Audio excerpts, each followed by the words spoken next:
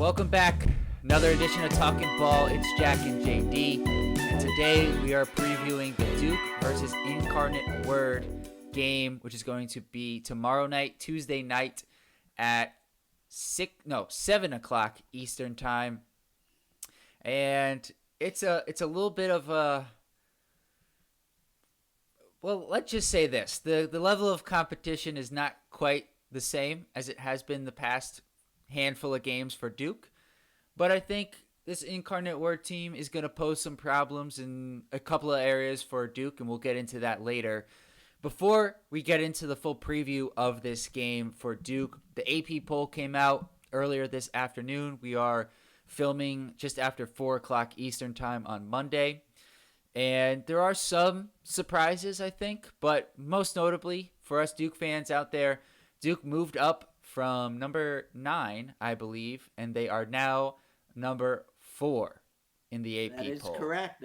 They moved up 5 slots to number 4 with probably the impressive home win over Auburn and last night's come from behind win, though I might have punished us for being behind by, for 30 out of 40 minutes to Louisville. But nonetheless, Duke is number 4. Tennessee takes over the top ranking with so many top 25 teams going down, and they moved up 2 spots. But Jack, the surprise to me, number 2, Auburn. You thought they would slide? I thought they'd slide. They lost to us in a close game on the road. So maybe that's their only loss, and so no one really punished them. And maybe that goes to your point that they really are the best team in the country. Auburn, Tennessee, is that an SEC matchup? Yes. And so speaking to that, if you look quickly here, 3 of the top 5 teams, Tennessee, Auburn, and Kentucky. And I believe, if my math checks out here, 5 of the top 10, because Alabama is number 7 and Florida is number 9 from the SEC. You also have Oklahoma at 13, Texas A&M at 17, Ole Miss at 19, and Mississippi State at 25. So how many more is that? Let's do some counting. 1, 2, 3, 4 more teams. So 9 of the top 25. It's a good year if you've got 9 teams that make the tournament. They've got 9 teams in the top 25. The SEC is just on another level than everyone else. I think that's clearly true. I'm looking through here. The Zags only went down 1. Alabama had gone up 3. Florida had gone up 4. Kansas got punished with their 2 losses. They went down 9 spots. Not quite as bad as UConn, but they went down 9 spots to number 10. Oklahoma had jumped up 8. That was pretty strong for them. And then, Jack, you got to go to 16 to find another ACC team. And the only other ACC team, with North Carolina and Pittsburgh both dropping out of the top 25. Clemson, though, has been good. They were really good last year. They made the Elite 8. Second farthest advance of an ACC team. They beat Kentucky at home. They're a really tough team, and Duke has to go to Clemson this year. That's going to be a tough game. Before we get to Incarnate Word, though, Wait. Oh, okay. You got one more thing? Yes, UConn with some stronger play did move up. Big wins. Big wins. They moved up 7 spots to number 18, and you always want to keep an eye on the defending champion, especially coming off of 2 consecutive NCAA championships. So they're back in there. That'll certainly make your mom happy that UConn is back in there. So, okay. Go ahead. Yeah, and a quick aside, something that certainly didn't make you happy. The biggest piece of sporting news today, Juan Soto. Whoa. Juan We're gonna Soto, I'll have. give you a minute. I know as a Yankee, this is one area where we certainly don't agree on for all of our listeners out there. JD's a Yankees fan. I'm a Red Sox fan. And I had a little bit of hope that Soto could sign with the Red Sox, but I did think it was very unlikely. I thought it was between the Yankees and the Mets, and Steve Cohen flexed his muscles and said, "I'll be the one to give out the most money." It seems like there's a new Steinbrenner in town. And listen, Hank and I guess who's it, Hal or Hank? I don't remember which Hal. one. Hal. I apologize. He's not quite George, but Steve might be. And that's a lot of money for one player. And if they win a World Series, it's worth it. And if they don't, it wasn't. But how are you feeling today as a Yankees fan?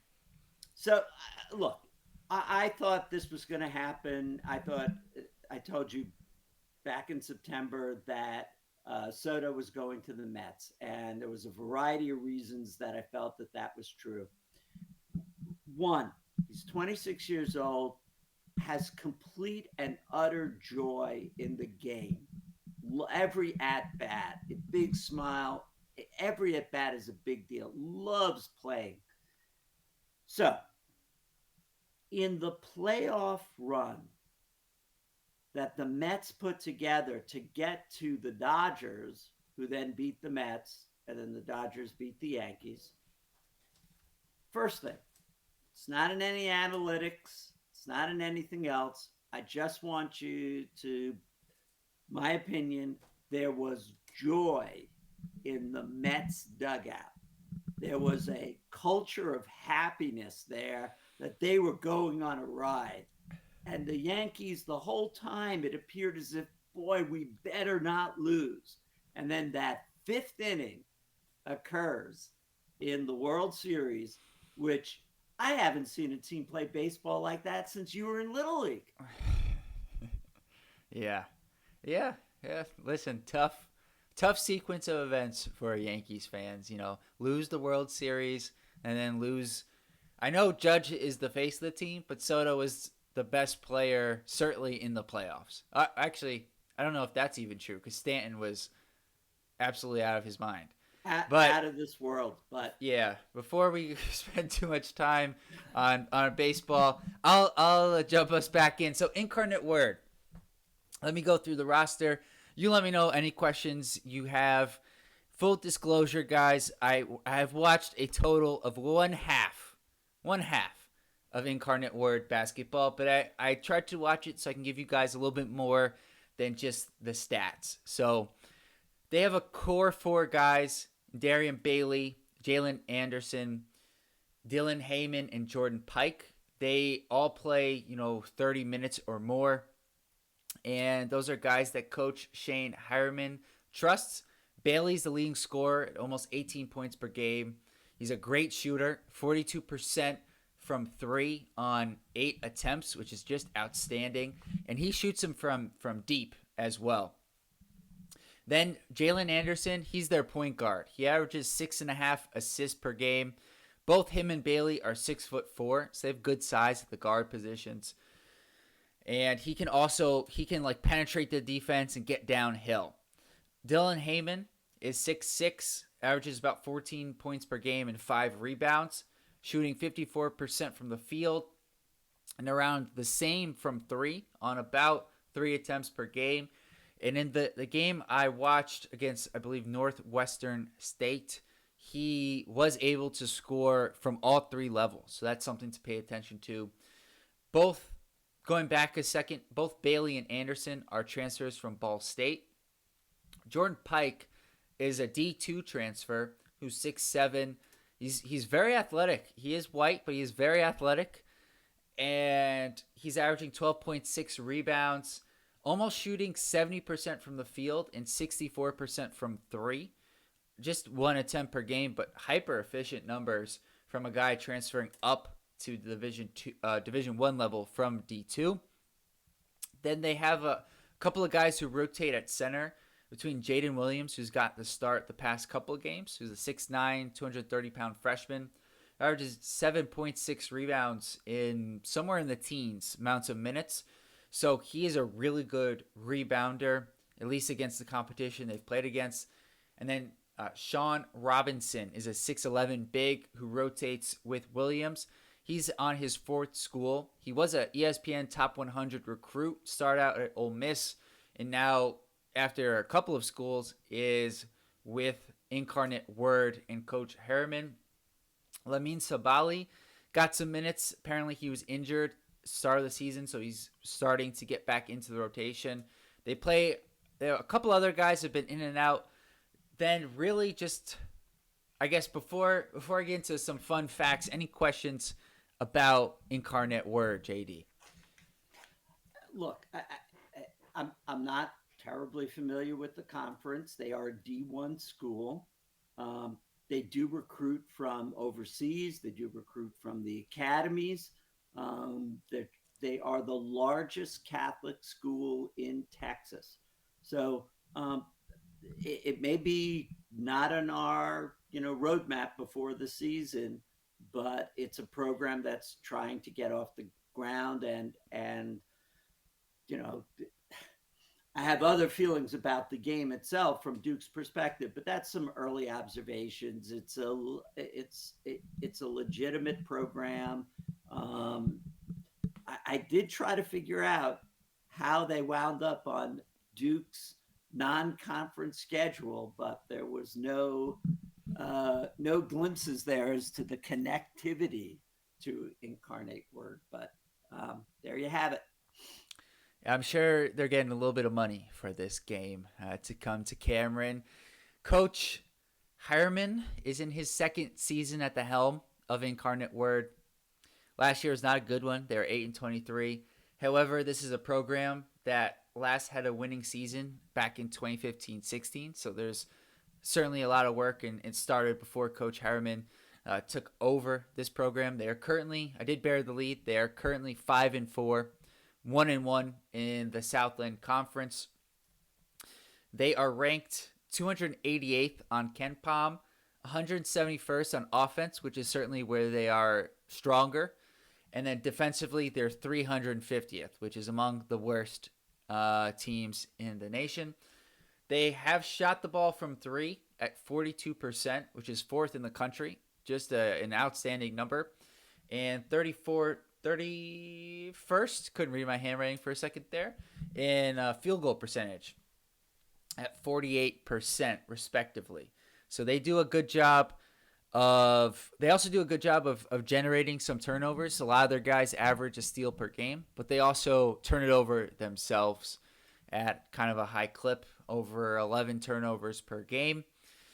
Some fun facts. TJ Ford Jr. is on the roster. He played about 20 minutes in their last game. Coach Harriman started his coaching career at the high school level, where he was the coach of La Lumiere, and he coached, among other players, Jordan Poole and a guy by the name of Jaren Jackson Jr. So he has coached some high-level talent in the past, and he was very successful at La Lumiere.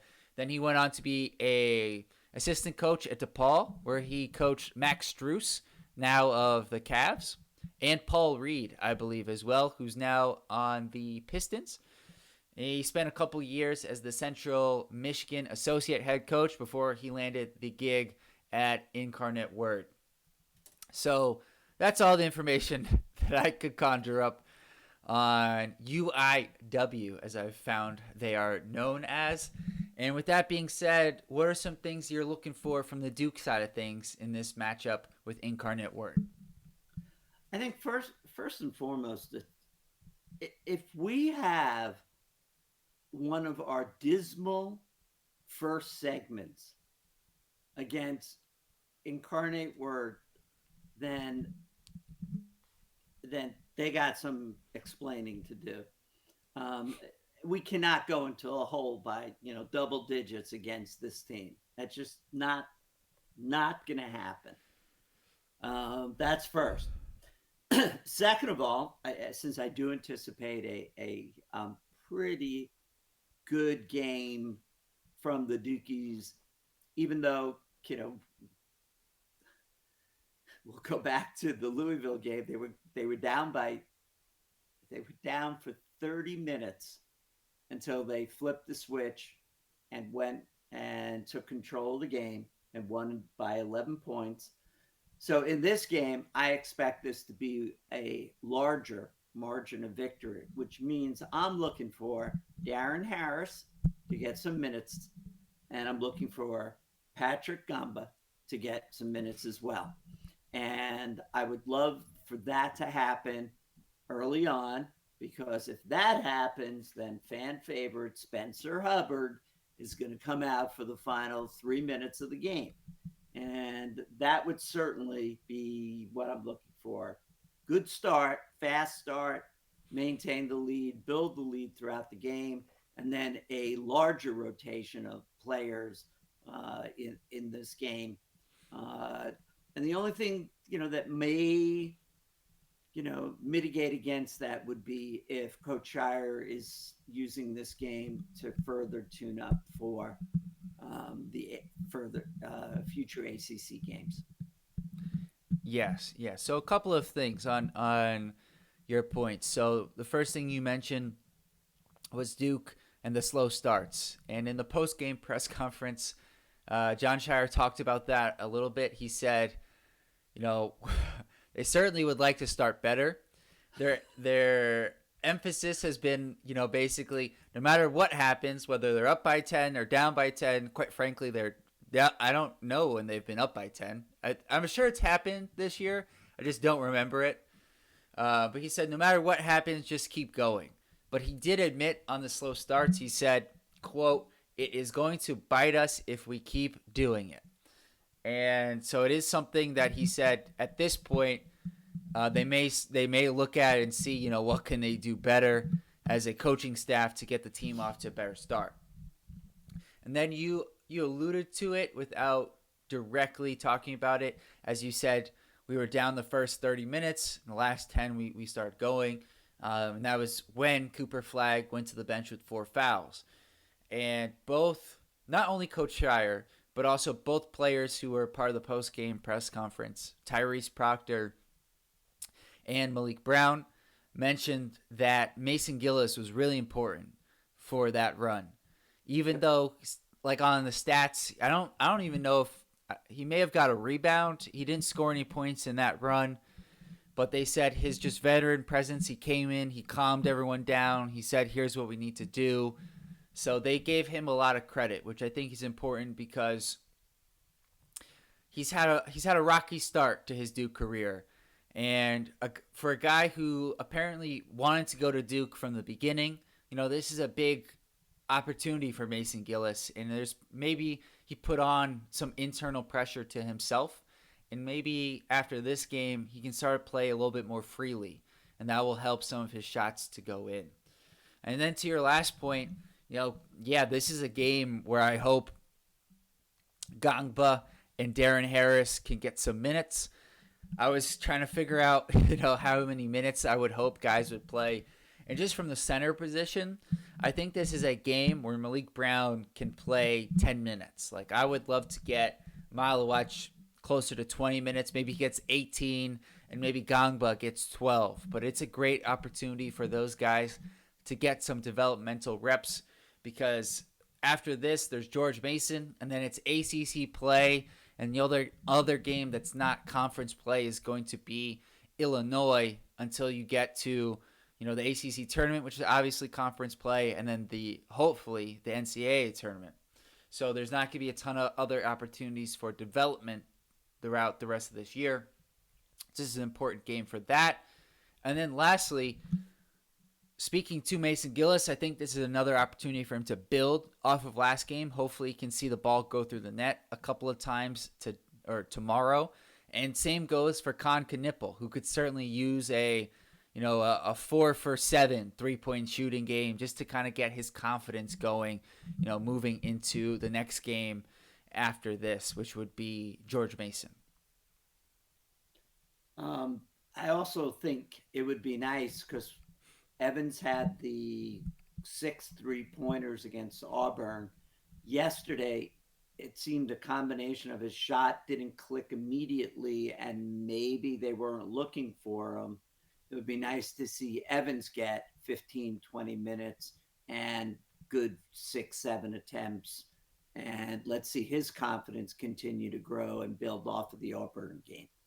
Yeah, this is a game where I would not be surprised if Cooper Flagg scores 10 points or so, but he gets 7 or 8 assists. Like, I think that's kind of what I'd be looking for from Cooper in this game, just kind of distributing, getting everyone involved. This is not a good defensive team in Incarnate Word, but they are a good offensive team who can shoot the ball. And so, as much as I hate to say it, based off the way we've started games, I wouldn't be surprised.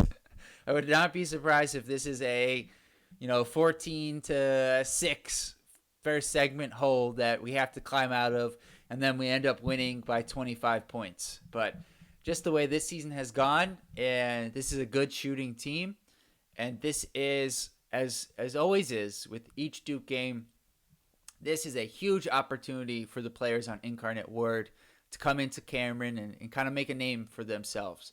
And so it wouldn't shock me if, Bailey goes off for a couple of threes early and, a couple of dunks from Jordan Pike. Maybe that would actually surprise me more just based off of our defense, but you get the idea. I do, and I'm just going to say, in a word, that's not going to happen. We're going to have a good first segment tomorrow night. Well, I certainly hope so. And with that being said, if you're new to the channel, subscribe. We're going to be covering Duke all year long. Please like this video. It helps us grow. Leave a comment below and share it with a friend. We'll see you guys next time. Peace.